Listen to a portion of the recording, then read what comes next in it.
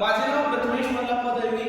मी सरूर तालुका शाहूवाडी जिल्हा कोल्हापूर आणि राज्य महाराष्ट्राचा रहिवासी असून भारतीय संविधान दिनाच्या अमृत महोत्सव वर्षपूर्तीनिमित्त आयोजित केलेल्या या राष्ट्रीय ऑनलाईन वक्तृत्व स्पर्धेत सहभागी होताना मला विशेष आनंद होत आहे.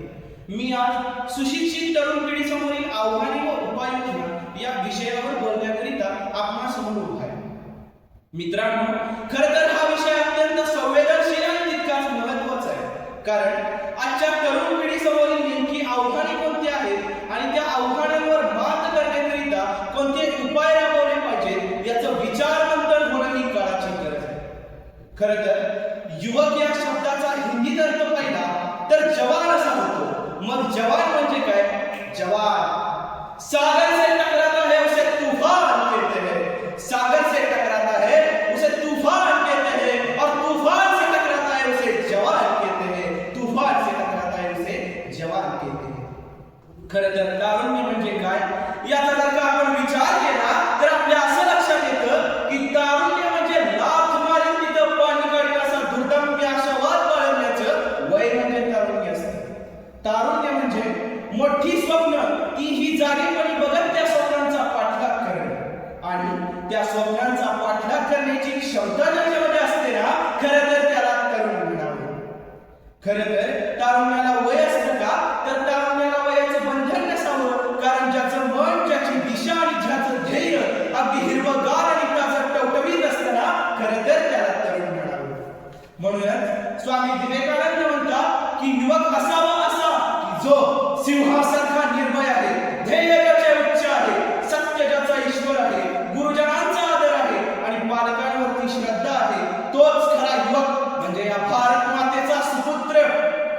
परंतु उद्याच्या भारताचं भविष्य आणि आधारस्तंभ म्हणून उभा राहणारा तरुण आज मात्र गलित गात्र झाल्याची चिन्ह आपल्या सभोवतालच्या तरुण पिढीकडे बघितल्यानंतर दिसून येतं.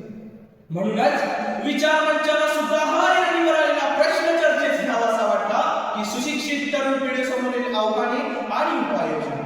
मित्रांनो, आपण जर एकेका आव्हानांची चर्चा करत गेलो तर आपणास तरुणाईसमोर अनेक मोठी आव्हानं असल्याचे दिसून येते. म्हणजे काय?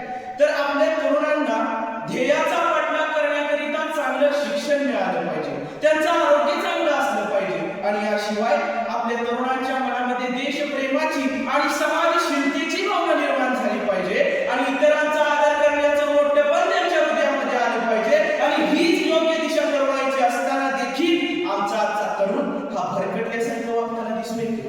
हे अतिशय गंभीर आहे. परंतु माझ्या दृष्टीने पहिला प्रश्न असा आहे की आजच्या तरुणांना सकस दर्जेदार आणि गुणवत्तापूर्ण शिक्षण मिळतं का?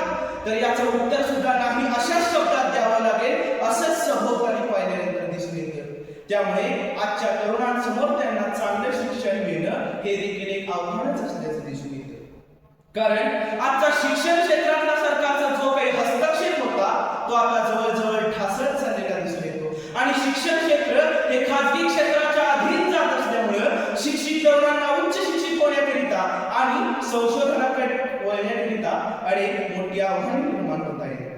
त्यामुळे आज ज्याच्या खिशामध्ये पैसे आहेत तोच तरुण किंवा तोच विद्यार्थी चांगल्या शहरामध्ये जाऊन, चांगल्या संस्थेमध्ये जाऊन चांगलं शिक्षण घेऊ शकतो. ही आजची परिस्थिती निर्माण झालेली आहे.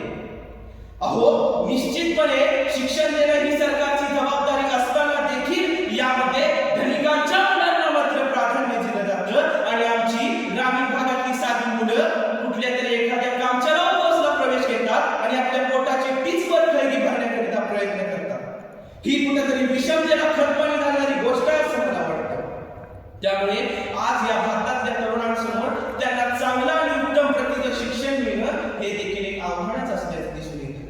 कारण आज वैद्यकीय शिक्षणाच्या प्रवेशाकरिता घेतली जाणारी नीट असो किंवा शिक्षकी पेशाकरिता घेतली जाणारी टीईटी असो, या दोन्ही उच्च पातळीवर घेतले जाणारे परीक्षांचे पेपर फुटतात आणि तेही परीक्षा होण्या अगोदर. अहो, यासाठी लाजिरवाणी गोष्ट दुसरी कोणती? अहो, कित्येक तरुण या परीक्षात अव्वल येऊन आपली स्वप्न सत्यात उतरवण्याकरिता रात्रीचा दिवस आणि दिवसाची रात्र पूर्ण अभ्यास करतात आणि त्यांच्या स्वप्नांचा त्यांच्या डोळ्यात येते तसा चिराडा होताना ती बघतायत. म्हणूनच या तरुणांच्या स्वप्नांना उजाळ्यात येण्याकरिता आज काँग्रेस पार्टी लढतीये. आज जंतर मंतरवर काय चाललंय? अहो, भाग्य विधाता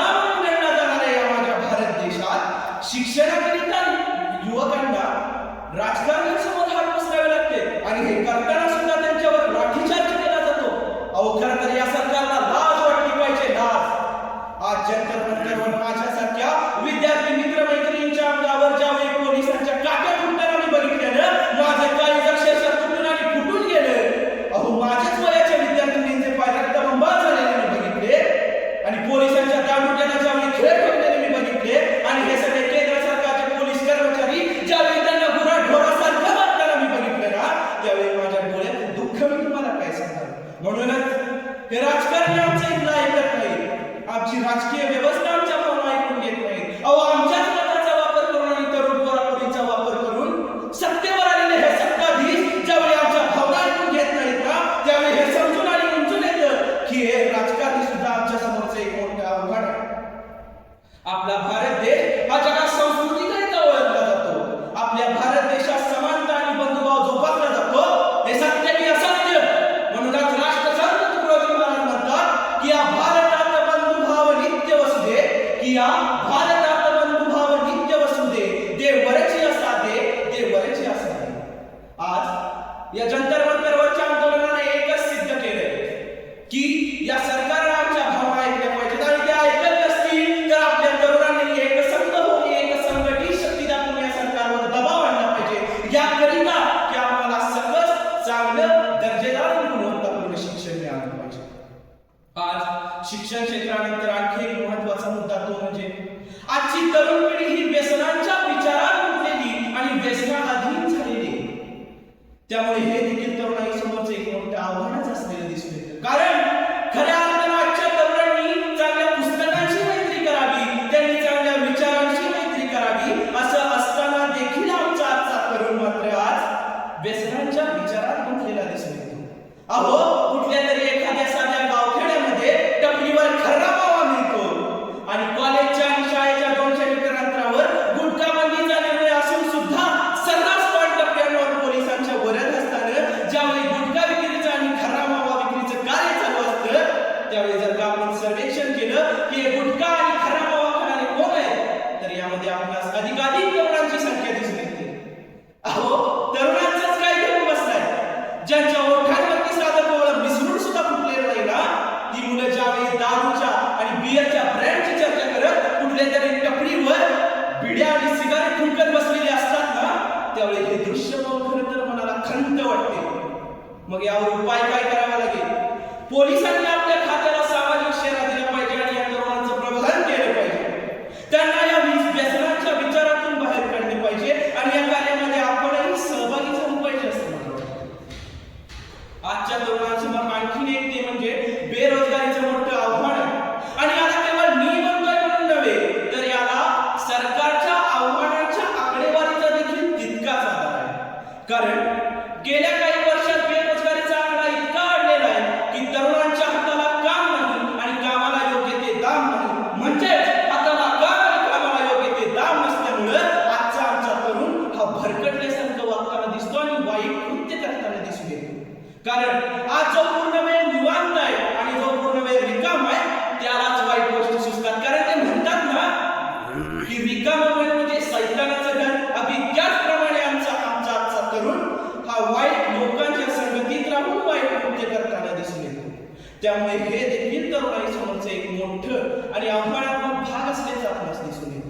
मग यावर उपाय काय करावा लागेल तर आपण तरुणांचं प्रबोधन केलं पाहिजे, त्यांना व्यावसायिक आणि उद्योजक बनण्याकरिता मार्गदर्शन आणि प्रोत्साहित केले पाहिजे, सरकारने त्यांच्या पाठीशी उभं राहिलं पाहिजे आणि तरुणांनी चांगला अभ्यास करून चांगल्या नोकऱ्या कशा मिळतील याकडे लक्ष दिलं पाहिजे. अन्यथा हीच तरुण पिढी गुन्हेगारी गोळ्यांची आणि राजकारण्यांची रसद बनते आणि त्याच्या पाठीमागे फिरत फिरत एके दिवशी गुन्हेगारी क्षेत्रामध्ये प्रस्थापित होते. हे सत्य सुद्धा आपणास नाकारून चालणार नाही. आज शेतीहून मोठा आणि महत्वाचा मुद्दा दुसरा कुठला असेल असं मला वाटत नाही. कारण कृषी प्रधान म्हणून गणला जाणाऱ्या या माझ्या भारत देशात आणि मुख्यतः महाराष्ट्रात कित्येक शेतकरी आत्महत्या करून मरतायत. का? कारण त्याच्या मालाला योग्य तो भाव आणि पिकाला योग्य ते दाम नाही म्हणून. आमचे आईबाप शेतकरी त्यांच्या वेदना आम्ही जाऊन पाहिलेले. परंतु आज यावर उपाय म्हणून काय केलं पाहिजे तर सरकारने या शेतकऱ्यांच्या पाठीशी उभं राहिलं पाहिजे, त्यांना आर्थिक मदत केली पाहिजे. त्यामुळं आपण प्रत्येक मरणारा शेतकरी आहे ना त्याच्या काळजात हे सूर घुमत असणार असं मला वाटतं. ते असे की लाल रक्त आठवणी पिकवला माळ, लाल लाल डोळ्यात या पेटला याचा जगाचा पोशिंदा रोज बेदखल, स्वप्नांचा होतो त्याच्या लाल चिखल. लाल रक्त लाल चिखल, लाल लाल माती नाच जिंदगीचा ती फुटलेली छाती, आसुडाचं सप्त पाठीवर माथ्यावरती काठी, गिधाडाची भरली पोट आमच्या मड्याला नाही माती, अश्रू पापणीत निजला सदरा घामाने भिजला, आमच्या रक्ता मासाने व्यापाऱ्यांचा खिसा सजला, घरावर पडला टेंबा तरी बळीराजा पुजला, पुरफुटून गेला समजा हुडका छाताडात निजला. या मातीच्या काळजात बळीराजा राहतो, जगमांनी माखतो आणि आसवात राहतो, या धरणीच्या तळहातावर जीव ठेवला, रक्ताचा घाम होतो आणि वाटामध्ये वाहतो. या मातीच्या काळजात बळीराजा राहतो, जगमांनी माखतो आणि आसवात राहतो, या धरणीच्या तळहातावर जीव ठेवला, रक्ताचा घाम होतो आणि वाटामध्ये वाहतो. अहो आयुष्याची माती होऊन वंजळीत पडली, घराची झाली राखण ती वादळात पडली. अहो पंचनामा पिकाचा का मड्याचा करता आमच्या छातीवरती हात आपटून काय एरली, काळ्या पेनाची शाई काळ्या कागदावरती, काळ्या रक्ताची गाठ काळ्या धमन्यात होती, मिठाचा खरंड्या आणि वाता भरडल्या, काळ्या आईने हात काळ्या नभाला घातली, काळ्या आईने हात काळ्या नभाला घातली की या मातीच्या काळजात बळीराजा राहतो, जखमांनी माखतो आणि आसवात राहतो, या धरणीच्या तळहातावर जीव ठेवला, रक्ताचा घाम होतो आणि पाटामध्ये वाहतो. या मातीच्या काळजात बळीराजा राहतो, जखमांनी माखतो आणि आसवात राहतो, या धरणीच्या तळहातावर जीव ठेवला, रक्ताचा घाम होतो आणि पाटामध्ये वाहतो. आपण या स्पर्धेचं आयोजन केलं त्याबद्दल आपण आभार मानतो.